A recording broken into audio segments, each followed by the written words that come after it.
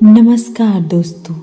भगवान श्री कृष्ण का जीवन कहता है, आप कोई भी संसार में आए हो तो तब तक जीवन है, आपको संघर्ष करना ही होगा। वे चाहे श्री कृष्ण हो या पुरुषोत्तम श्री राम, मानव अवतार लेकर परमात्मा भी सांसारिक चुनौतियों से बच नहीं पाए। लेकिन श्री कृष्ण ने कभी किसी बात की शिकायत नहीं की, हर परिस्थिति को जिया और जीता। श्री कृष्ण जी कहते हैं, परिस्थितियों से भागो मत, उसके सामने डटकर खड़े हो जाओ, क्योंकि कर्म करना ही मानव जीवन का पहला कर्तव्य है। हम कर्मों से ही मुश्किलों को जीत सकते हैं। एक महिला की ऐसी कहानी जो भगवान श्री कृष्ण पर अटूट विश्वास करती थी। उसके जीवन का कठिन समय भी उसके भरोसे को नहीं हिला सका। एक अत्यंत गरीब महिला थी जो भगवान श्री कृष्ण पर अटूट विश्वास करती थी। एक बार उसकी स्थिति बेहद दयनीय हो गई। घर में खाने पीने के लिए कुछ भी नहीं था। कई दिनों से परिवार भूखा था। परिवार की ये हालत उसे देखी नहीं जा रही थी। फिर एक दिन उसने अपनी व्यथा रेडियो के माध्यम से भगवान श्री कृष्ण तक पहुंचाई और उनसे मदद करने की विनती की।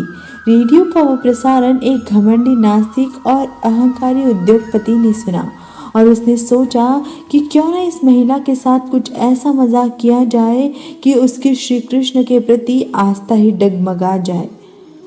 उसने अपने सेक्रेटरी को कहा कि ढेर सारा खाना और महीने भर का राशन उस महिला के घर देकर आओ। जब महिला पूछे कि किसने भेजा है तो कह देना कि शैतान ने भेजा है।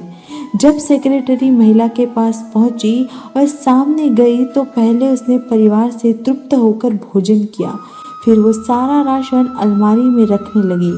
उसने एक बार भी सेक्रेटरी से ये नहीं पूछा कि राशन किसने भेजा है। ये देखकर सेक्रेटरी से रहा नहीं गया।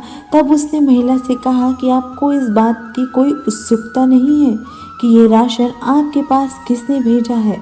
उस महिला ने जवाब दिया कि मैं आखिर इतना क्यों सोचूं, मुझे मेरे श्री कृष्ण पर पूरा भरोसा है। जब मेरा कृष्ण किसी को आदेश देता है तो बड़े से बड़े शैतानों को भी उसके आदेशों का पालन करना पड़ जाता है। वो जो भी करेगा अच्छा ही करेगा। इस कहानी से हमें ये सीख लेनी चाहिए कि आप किसी भी हालत में क्यों ना हो, ईश्वर पर अटूट विश्वास, अटूट भरोसा कायम रखें। आपके जीवन में जो कुछ भी होगा वो आपको ही मिलेगा। वो आपके कर्मों का ही नतीजा होता है, जो भी कुछ आपको मिलता है। लेकिन जब भी आपको उस ईश्वर की ज़रूरत होगी और उसे दिल से याद करेंगे तो वे आपकी मदद के लिए किसी न किसी रूप में ज़रूर आएंगे। दोस्तों, इस कहानी के माध्यम से आज हमें बहुत बड़ी सीख मिली है।